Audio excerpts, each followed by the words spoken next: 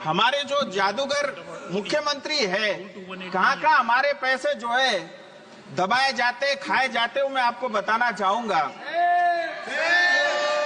Madam, ये लोग श्रमिक यानी गरीब टी गार्डन वर्करों का जमीन खा गए। टी गार्डन में काम करने वाले 5 लाख से ज्यादा आदिवासियों के बोनस का पैसा भी ये खा गए। सिंकोना बगान जो अंग्रेज ने जो है प्लांटेशन के लिए लगाया था, जहां मेडिसिन बनते थे, वो पूरा तरह जो है टीएमसी सरकार खा गई।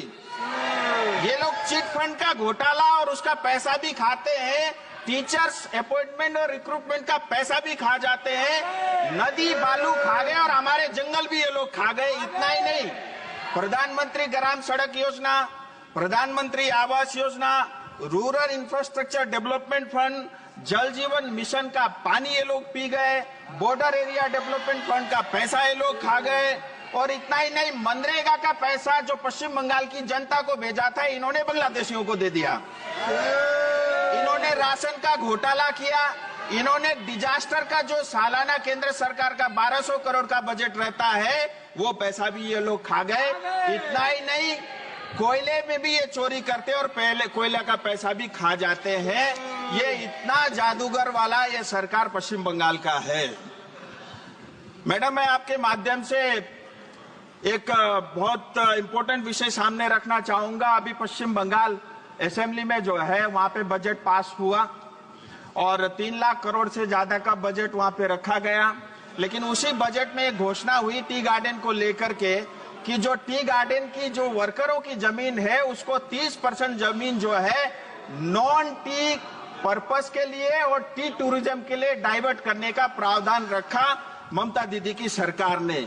मैं इसका पूरी तरह विरोध करता हूं और तमाम दार्जिलिंग तराई डूवर्स की जनता इसका विरोध करती है।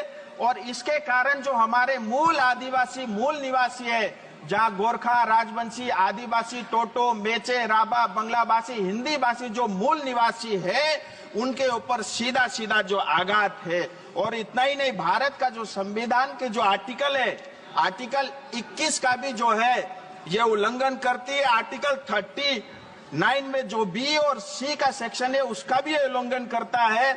इतना ही नहीं, पश्चिम बंगाल सरकार की खुद का जो लैंड रिफॉर्म एक्ट है 1955, उसका ये उल्लंघन करती है। इतना ही नहीं, पश्चिम बंगाल स्टेट एक्विजिशन एक्ट 1953, इसका भी ये वायलेशन करती है।